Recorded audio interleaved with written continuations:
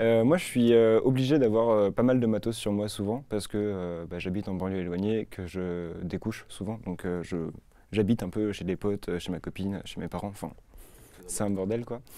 Et du coup, je tourne un disque dur, un PC et mon matériel photo dans mon sac avec moi tout le temps. Et j'étais en bar avec une modèle. Ça se passait super bien. On discutait projet, on discutait vie et tout. C'est chill, tu vois.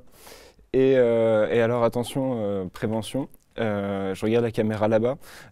Si vous êtes photographe, que vous avez un sac et que vous êtes attablé à un bar, vous mettez votre pied dans la sangle tout le temps.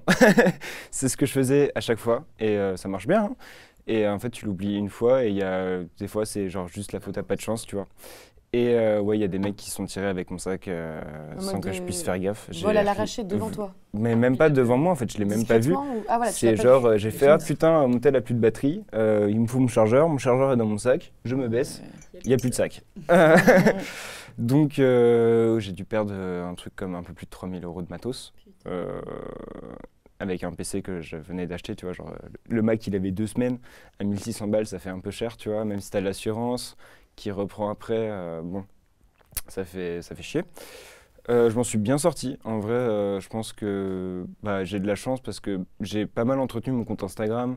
Genre, j'essaie de créer une sorte de communauté sur les réseaux et tout, donc ça se passe bien.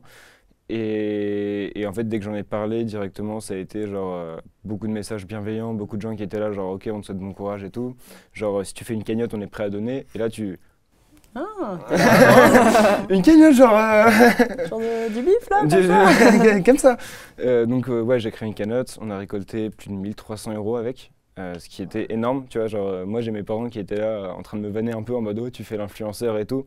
J'étais un peu content de me dire ah alors l'influenceur il y a quoi maintenant, tu vois. C'est bon, on va commencer à faire des cagnottes, hein, je crois.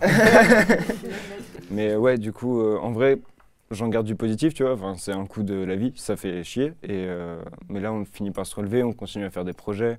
J'ai de la chance d'avoir une famille, un entourage et des potes qui me soutiennent, d'avoir des gens qui me connaissent pas vraiment, qui sont là, juste là pour suivre mon taf et qui me soutiennent aussi. Tu vois, par exemple toi, que je connaissais pas avant. C'est vrai qu'on s'est appelé peut-être le lendemain.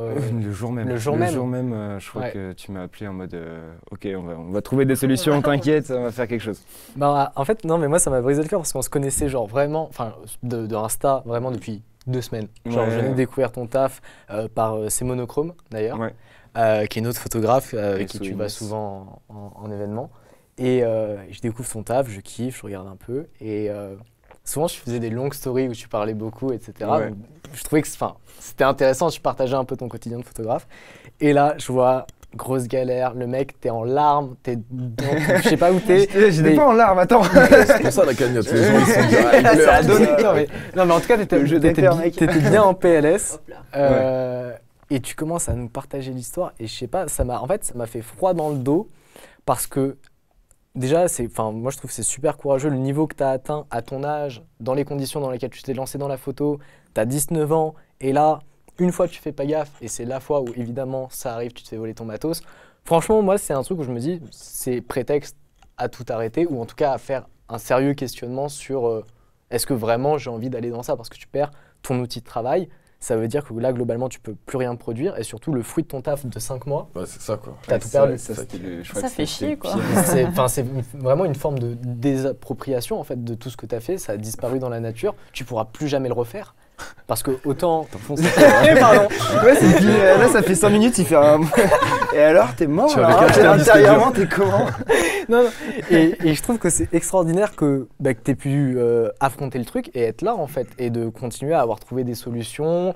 Quand on s'est appelé tout de suite, on a réfléchi à qu'est-ce qu'on pouvait faire en fait pour t'aider, que ce soit au niveau financier, que ce soit au niveau du matos, que ce soit au niveau du réseau.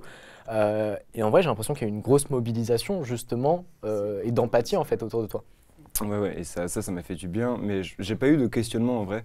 Genre, je sais que j'ai un pote, il lui arrive exactement la même chose et à peu de choses près, tu vois. Et lui, il y a eu la grosse remise en question. Il avait un backup, lui?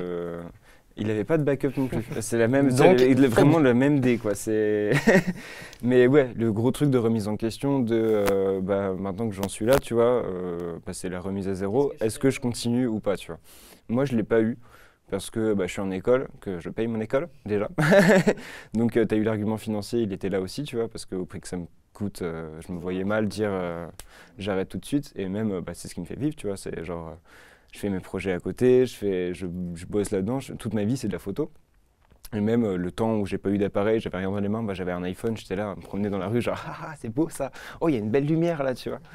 Et ouais, je me suis pas questionné tant que ça. Enfin, le soir où je suis rentré chez moi après le vol, bon, les 2 heures de plainte au commissariat, c'était un peu difficile. Il y a un pote qui est venu et finalement, tu sais, en parlant, tu te rends compte que tu vas pas arrêter, que c'est ce qui te met les tripes, tu vois. Et bon, tu continues quoi.